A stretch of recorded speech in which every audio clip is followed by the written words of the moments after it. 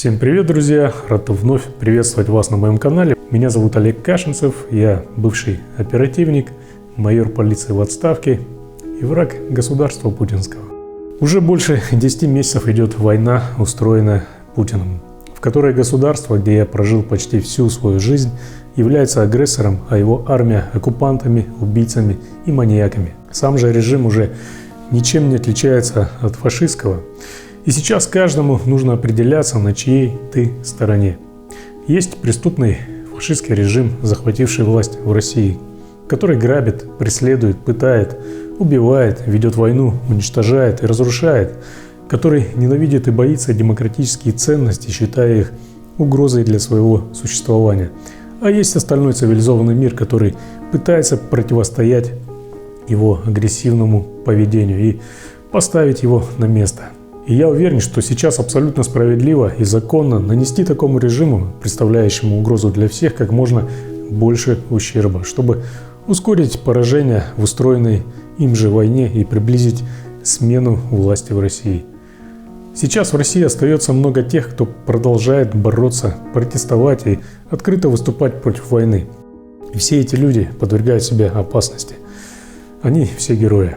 Поэтому я считаю целесообразным продолжать рассказывать о слабых сторонах системы МВД и других силовых органов путинской России. Ранее в своих видеороликах я уже частично рассказывал о том, как путинские спецслужбы осуществляют контроль за некоторыми соцсетями. Вкратце касался темы прослушки и биллинга. Сегодня я вновь хочу вернуться к этой теме. Сегодня я хочу рассказать, как МВД и отдельные спецслужбы получают информацию об использовании вами некоторых интернет-сервисов и о том, как уберечь себя от контроля с их стороны. А от вас я, как обычно, прошу досмотреть это видео до конца, поставить лайк, поделиться данным видеороликом и подписаться на этот канал, если вы, конечно же, еще не сделали этого. Итак, поехали!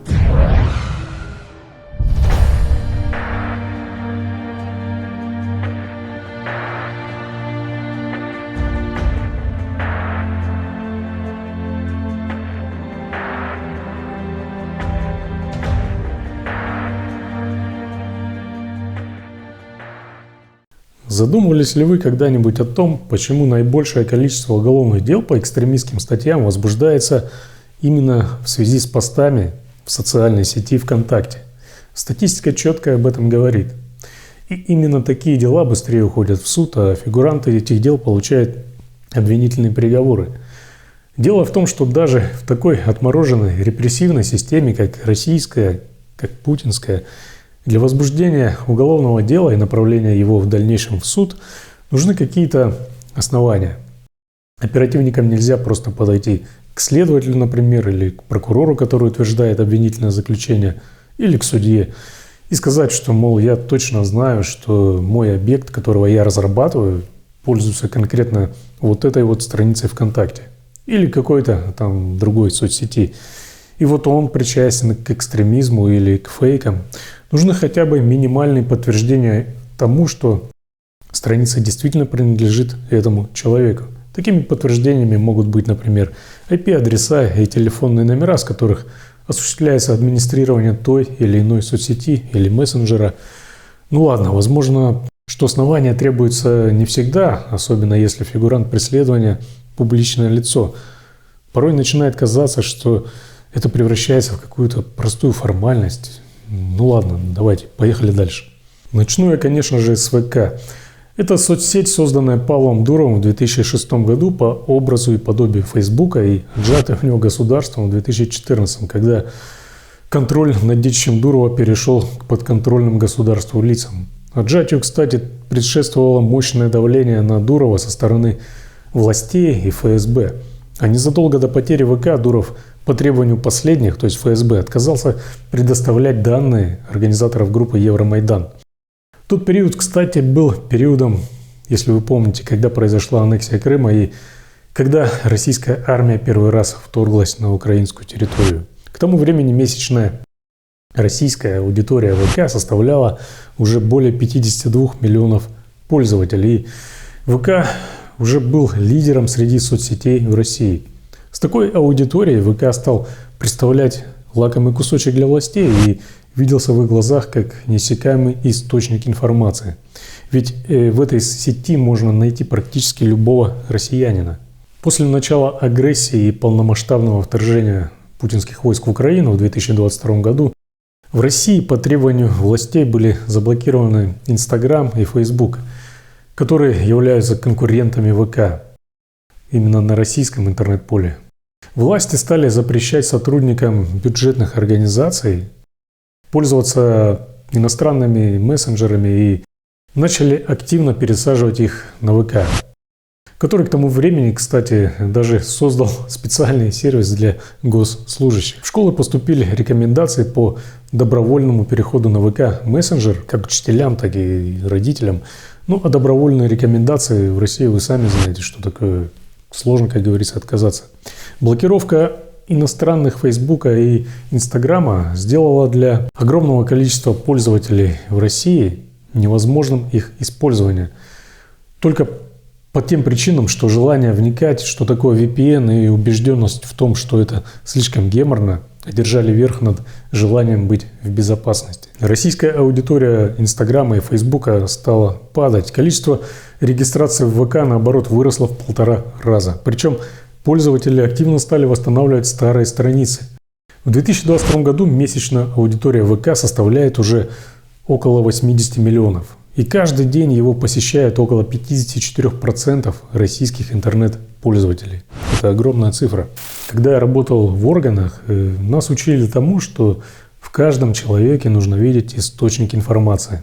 Это необходимо понимать, когда занимаешься раскрытием преступлений, особенно сложных видов преступлений. Но проблема в том, что с каждым годом правоохранительные органы становились все менее похожими на правоохранительные и все более похожими на репрессивные и карательные. И методы, которые в нормальных условиях используются для раскрытия настоящих преступлений, они начинают использовать для поиска оппозиционеров, инакомыслящих и критиков режима. А теперь представьте, сколько потенциальных источников информации и, конечно же, объектов для разработки и объектов для преследования имеют на блюдечке путинские репрессивные органы благодаря контролю над таким монстром, как ВК, который, я повторюсь, ежедневно посещает более половины российских интернет-пользователей. Серверы ВК находятся на территории России, это очевидно. Взаимодействие ВК и других организаций, ведущих свою деятельность на территории России и которые подчиняются российским законам с правоохранительными органами, производится на основании запросов. То есть ФСБ или МВД направляет мотивированный запрос, если нужно, санкции суда, руководству какой-нибудь интернет-компании, которая дает потом ответ. Но властям этого недостаточно. Конечно же, обычные официальные запросы руководству ВК силовые органы направляют, но исключительно для того, чтобы легализовать другие негласные методы получения информации. И для того, чтобы официальный ответ уже можно было вставить в материалы обычного уголовного дела, не рассекречивая оперативные документы. Благодаря физическому расположению серверов на территории страны, то есть на территории России, спецслужбам технически легко получать доступ ко всей информации, связанной с этой соцсетью. А точнее, не соцсетью, а одним из подразделений спецслужб. Я могу это объяснить только тем, что на серверах ВК установлено специальное ФСБшное оборудование, нечто вроде СОРМа, которое позволяет снимать информацию в режиме реального времени. Поскольку простой перехват интернет-трафика, который передается по безопасному протоколу, не позволил бы дешифровать его практически на лету. Только если, конечно, ВК по договоренности не предоставляет каждый ключ шифрования ФСБ. Но опять же, для этого все равно необходимо установить ФСБшное оборудование на его серверах. Как в МВД, так и в ФСБ есть отдельные подразделения, которые занимаются исключительно специальными техническими мероприятиями. То есть всем, что связано с прослушкой, контролем технических каналов связи, переписки и так далее. В МВД, например, это БСТМ, которая основные свои серьезные мероприятия проводит через ФСБ. Так вот, эти подразделения и занимаются получением данных, которыми вы обмениваетесь с ВК. В рамках оперативно-технических мероприятий, таких как снятие информации с технических каналов связи, они имеют возможность технически получать доступ ко всему, что вы отправляете на сервера ВК, и все, что вы получаете обратно от этих серверов. А это ваши IP-адреса, с которых вы регистрируетесь, с которых вы заходили и продолжаете заходить на свою страницу, номера телефонов, к которым привязана страница, личная приватная переписка, страницы и группы, которые вы посещаете, а также многое другое. Объем получаемой спецслужбами информации в ходе технического контроля ВК ограничивается только тем, что именно сервис получает от вас технически. И да, приватная переписка, как я сказал, ими тоже читается. Все, что вы пишете в приватной беседе друзьям, подругам, коллегам, любовницам, любовникам, это все читается.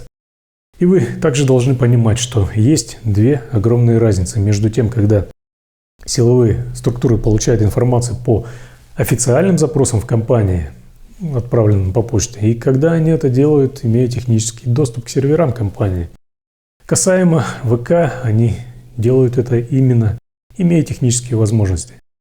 И это не может происходить без прямого разрешения и без прямого сотрудничества руководства ВК с ФСБ. Для контроля репрессивным органам необходимо знать всего лишь ваш ID страницы ВК. Именно по ID и происходит контроль. Кстати, одним из подтверждений того, что спецслужбы занимаются техническим контролем ВК, стал скандал, который возник на фоне преследования в 2021 году московского политика Юлии Галяминой по Дадинской статье. Тогда Галямина обвинила ВК в том, что соцсеть передала следствию по ее уголовному делу персональные данные, включая IP-адреса и телефоны пользователей, которые просматривали ее публикации с призывами к участию в акции протеста. Хочу обратить ваше внимание, что речь шла именно о тех пользователях, которые просматривали, а не лайкали. В деле присутствовал даже рапорт, в котором так и было написано. Позднее ВК стала оправдываться и уверять, что технической возможности у соцсети предоставить такую информацию якобы нет, и что, мол, якобы следствие само вручную посмотрело все лайки под постами Галяминой, составило список фамилий, страниц, а уж потом обратилась с запросом в ВК по конкретным фамилиям или страницам. Тогда еще насчет рапорта кто-то подметил, что следователь, его писавший, якобы просто опечатался. Но мое мнение, что это не была опечатка. В отношении Галяминой тогда проводились ОРМ, в частности прослушка, о чем стало известно из материалов уголовного дела. Я так полагаю, что органы также занимались контролем технических каналов связи, в том числе и ее ID ВКонтакте. Получив важную, по мнению репрессивных органов, информацию о тех, кто просмотрел публикации Галяминой, они, скорее всего, сузили список до тех, кто поставил лайк, после чего направили официальный запрос в ВК, чтобы получить официальный ответ, официальную бумагу, которую не нужно рассекречивать и которую можно приобщить к материалам уголовного дела. Поэтому в рапорте все было написано, я считаю, так, как было на самом деле. Просто следователь, которому эти данные предоставили оперативные подразделения, там ФСБ или уголовный розыск, по глупости выдал информацию, которая не предназначалась для публики. И я полагаю, что все те огромные масштабы сотрудничества ВК со спецслужбами, компании, которая стала фактически одним из подразделений этих самых спецслужб, нам предстоит узнать еще в будущем. И да, не забывайте, кстати, про вашу почту на Mail.ru, владельцем которой также является ВК. Уже давненько этот сервис, кстати, с удовольствием предоставляет переписку по запросу органов. Там же и IP-адреса, и телефоны. В общем, та же самая контора. Еще одна важная вещь. На данный момент я не могу утверждать, что подобный технический контроль осуществляется и в отношении одноклассников. Насколько мне было известно, взаимодействие с ними осуществлялось, как и со всеми другими российскими компаниями, интернет-компаниями, ну и сервисами, соответственно, по официальным запросам и таким же официальным ответам. Но одноклассники, так же как дрессированные, предоставляют всю информацию, отличаются от ВК только тем, что пока еще не превратились в такое же подразделение спецслужб. Видимо, размер аудитории этой соцсети привлекает меньше внимания со стороны репрессивных органов, и в техническом доступе к его серверам они не видят необходимости. Но, возможно, сейчас и одноклассники уже находятся под колпаком. Как защититься от контроля ВК со стороны спецслужб? Если вы пользуетесь ВК, то защитить себя от контроля там вы не сможете, пока продолжаете пользоваться этой соцсетью.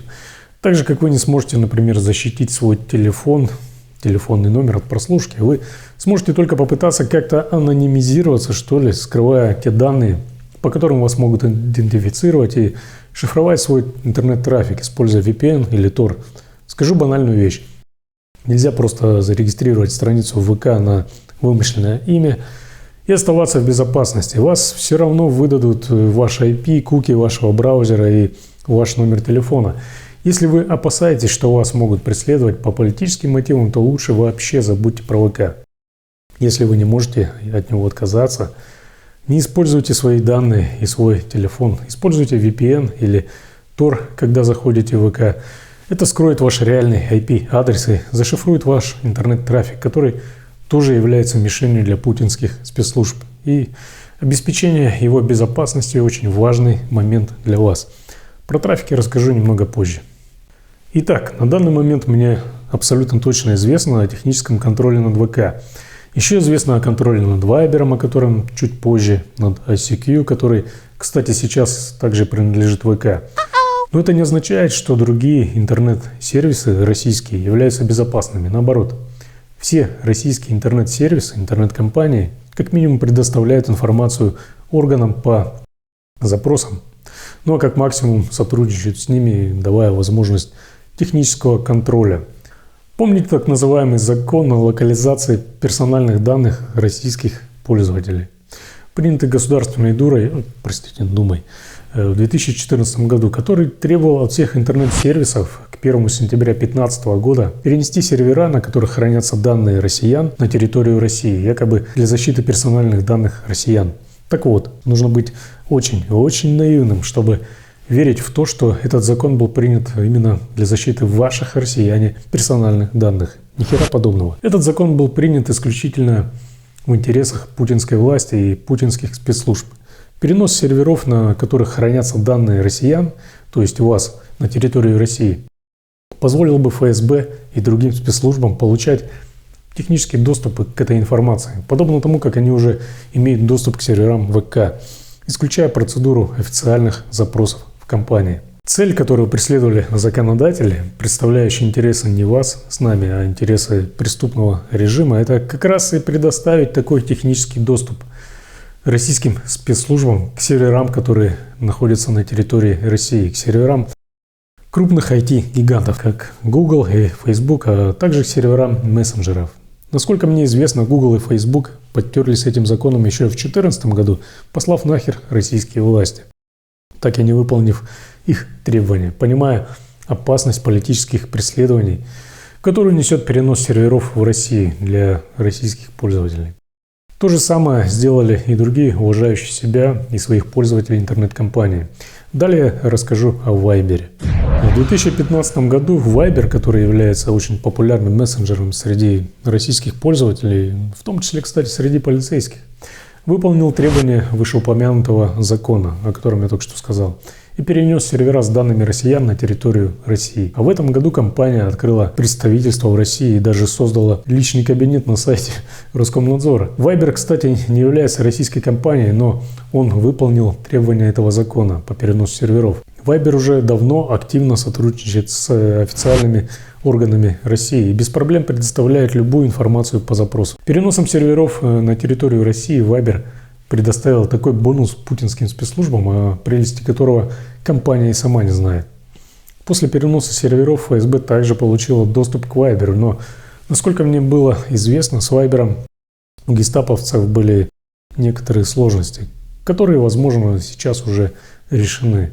Допустим, канал обмена сообщениями между пользователями в Viber зашифрован. Допустим, сообщения передаются в зашифрованном виде.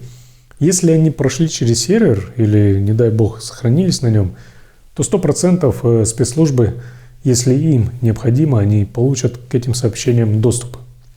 Далее, чтобы прочитать их, Спецслужбам нужно будет пойти двумя путями. Первый путь – это самый простой – попросить у Вайбера, для примера, ключи шифрования и расшифровать всю эту переписку.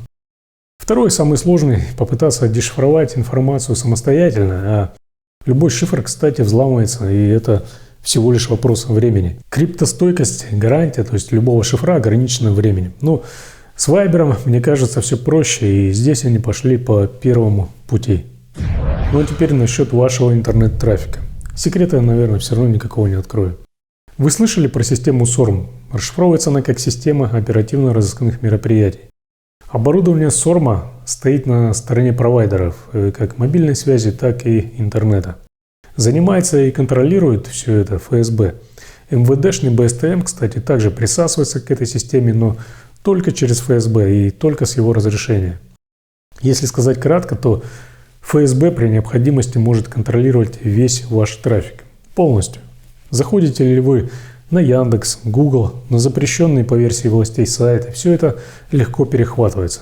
То есть все, что пришло и все, что ушло с вашего компьютера и прошло через провайдера. Вопрос только в каком виде они это получают. И если вы, например, зарегистрировались в какой-нибудь соцсети под левым именем на левый телефон и просто подключаетесь к интернету со своего IP-адреса, не шифруя трафик, то считайте, что всю процедуру по своей анонимизации вы провели зря. Обычно все нормальные сайты работают по безопасному протоколу, который шифрует трафик между вами и веб-сайтом. Но абсолютно точно мне известно, что SORM удается дешифровать трафик как минимум от Яндекса, Mail.ru, мессенджера ICQ. Про ВК и про Viber я уже говорил, а подразделение спецслужб под названием ВК – это вообще отдельная история. Я полагаю, что ФСБ имеет или каждый раз получает ключи шифрования к протоколу как минимум от указанных интернет-сервисов. Вспомните, кстати, как несколько лет назад ФСБ требовала от всех интернет-сервисов выдать им ключи. Ну, либо же SORM научился их просто взламывать.